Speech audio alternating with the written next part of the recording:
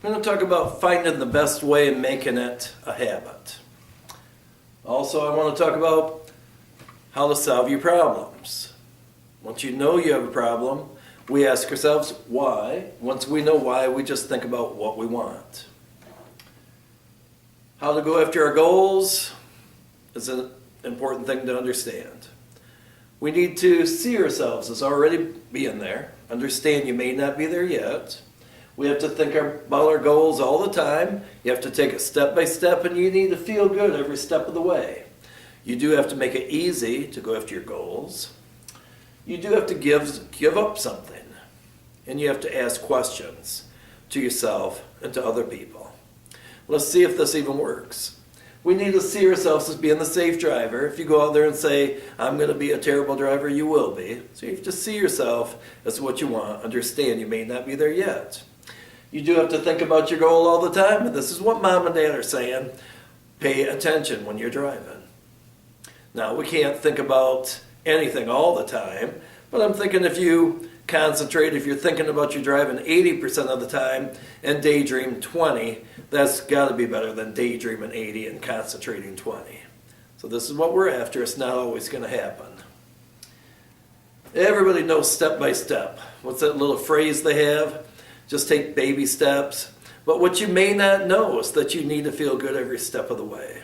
If you don't feel good until you get to your goal, you're never going to get there. So every little step you need to feel good. So when you're going straight down the road, you don't have any wobble at all, but then you slam on your brakes and everybody flies forward and flies backwards, you still have to feel good. You have to say, all right, I've got my steering, I'm just not there yet with speed control. You have to make it easy to go after your goals. At Bertram Enterprises, we have a slogan. At Bertram Enterprises, we make it easy to be the safe driver. So what my thought is that you guys, you're my little goals, my little SPACs. If I make this hard for you, are you going to get it? No. So I will make this easy for you. How do we make it easy to search far down the road? Of course, we have widescreen. We drive with a 6-second following distance. We can see and think clearly. How do we make it easy to be able to turn that wheel that small amount? Of course, we have the weight of the arms is holding the wheel. Look far down the road, we just pull that wheel with our arms, wrists are straight, got a firm grip, thumbs are hanging, about 10-30, 130, and we can just pull that wheel that small amount.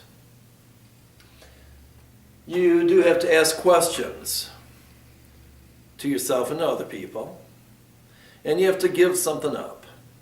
The thing that will make you a gambler more than anything, I don't care how much you say I am a SPAX, is being in a hurry. If you're in a hurry, you're going to be racing down the road just to hit a red light. So you need to leave, I don't know, maybe 15, 20 minutes early. So you may have to give up. This is just one example of what you may have to give up so you can leave 20 minutes early. You may have to give up staying up late at night, so you're going to have to go to bed earlier. So when that alarm clock rings at 6 o'clock in the morning, you don't wake up and hit the snooze and sleep another 20 minutes. This is just one reason why people are in a hurry. They planned on leaving 20 minutes early to get to work or school, but they stayed up too late, they hit the snooze. So this is how we go after our goals of being the safe driver. Let me give you an example of finding the best way, making it a habit. Can we make driving down the road like this a habit? Yes, we can. Can we make driving down the road like this a habit? Of course we can. Now we know that this is the best. Because if you're driving down the road and it's dark or it's scary out, you're not going to have one hand on the wheel. You're going to have both hands on there. The road tester will ask you this question. If you're driving down the road and somebody comes over the center line and they're going to hit you head on, what do? You steer to the right, aim towards a soft object, something that will give. Are you, as you're bouncing in that ditch, going to say, oh, where's my soft object? No, you're going to try to get that other hand up there. You hit the black ice, you hit the water puddle, you run off into the gravel. You're going to try to get that other hand up there. You may or may not be able to. You know, somebody was telling me that a friend of the family was driving down the expressway and somebody did a lane change a little bit too soon. They swerved off the road, they went down in the ditch, and that's where they had a fatality. They died. Now, I don't know. Was the guy sitting there driving like this, knowing how to turn that wheel that very small amount, or was he just driving like this thinking that he had it figured out? We know that two hands are the best. So now we know that driving with one hand is a problem. Once you know you have a problem, we just ask ourselves, why? Why am I driving with one hand when I know that two are the best? Now, there's lots of reasons why people drive with one hand. I'm going to just give you two examples.